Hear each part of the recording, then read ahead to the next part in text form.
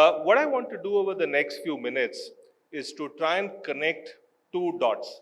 One, the work we're doing under the National Geospatial Policy. Two, the digital twin strategy that is going to be unveiled today. So if you go back and look at the overarching vision of the National Geospatial Policy, the objective is to achieve economic prosperity.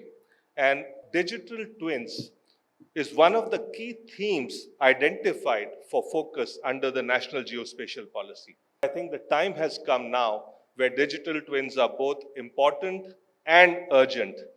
And the reason I say this is partly shaped by my own observations over the last 18 months, my interactions with all of you in the industry. Let me start with one personal observation that happened last year. I was near Mumbai. So on the way, I saw this massive truck trailer stuck underneath the overhead bridge. And it was stuck. And that was one of the first eye-openers for me. Imagine if there was a digital twin for Greater Mumbai. The truck trailer driver on his map would have seen that he's approaching an overhead bridge, which is not whose height is less than the height of the trailer. Someone monitoring the traffic outside in the traffic department would probably have spotted this truck coming and issued an alert.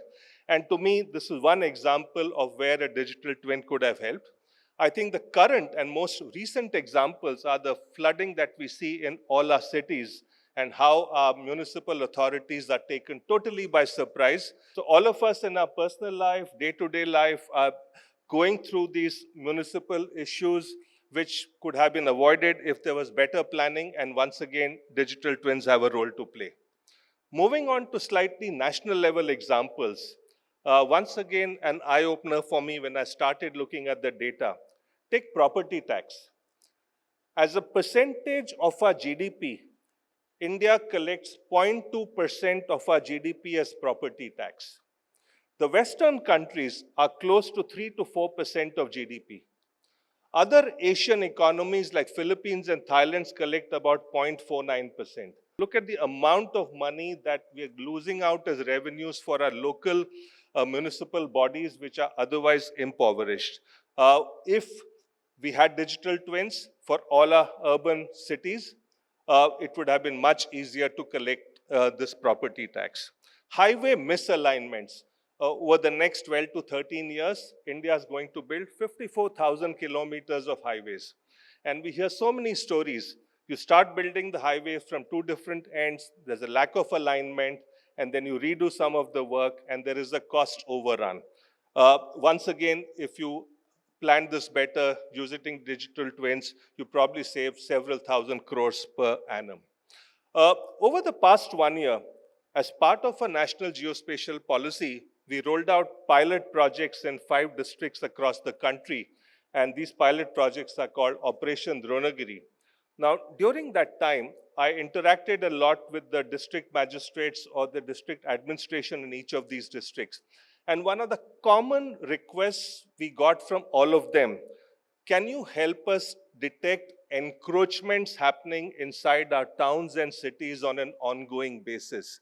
And imagine that kind of tracking would have been possible on a real-time basis if we had digital twins. So all these data points kind of reinforce my view that the time has come to put digital twins out there front and center. It is both important and urgent. I'd like to share what I think are going to be 3 key success factors if our digital twin strategy has to succeed. First is what I call is on the data aspect, data accessibility and data interoperability. And because we know digital twins, for us to be working well, it requires diverse data sets to be brought into a unified framework.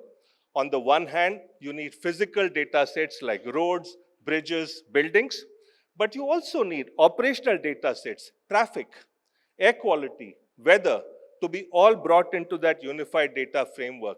Now that is easier said than done. Over the past 1 year, as we rolled out our pilot projects, we attempted to create a small data unified data structure. We call it GDI, Geospatial Data Infrastructure. It was a baby step as a pilot project where we brought in about 1,000 data sets across just these 5 districts. What we focused on was we wanted to learn how easy or difficult it is to get these data sets. Believe me, it's hard. The policy mandates that every government ministry and data make it available. That's one aspect. The other is interoperability. The data from different agencies is in different shapes, size, formats. For it to talk to each other, you need to have standards in place. You need to have interoperability in place, and that's the other challenge. The third challenge is user experience. We all know that government websites or portals are not the greatest when it comes to user experience. You can literally get lost in a loop, and therefore what we focused on was building a nice user experience.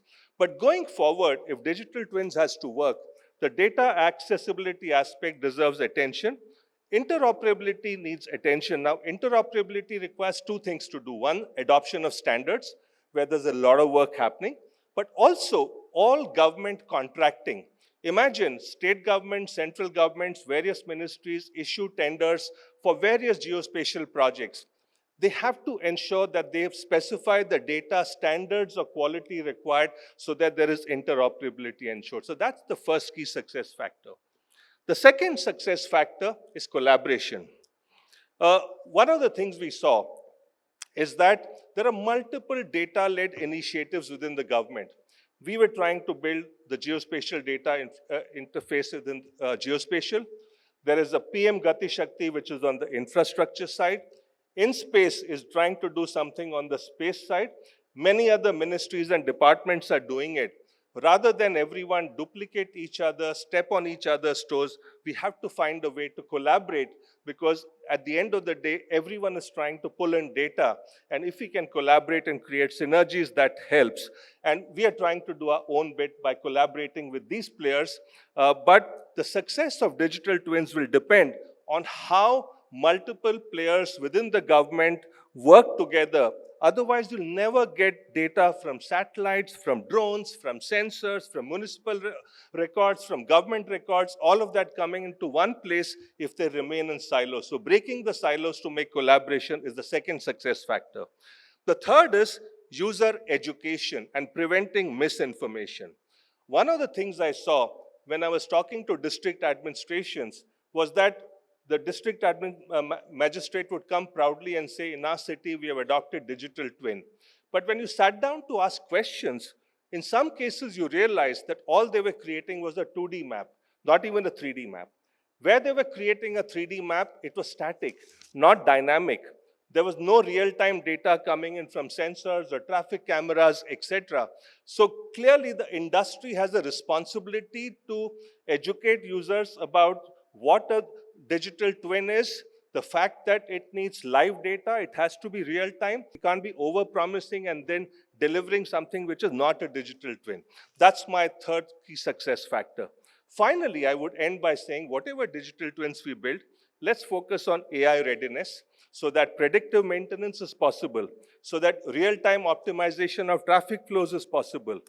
We can use generative AI for creating urban infrastructure design. So AI readiness of whatever data infrastructure build is important. So those were the 3 success factors and a call for AI readiness. I will finally like to conclude by once again congratulating Geospatial World for the Digital Twin Strategy report that's going to be put out today. And for everyone else in this room, have a wonderful AEC Forum today. Thank you very much.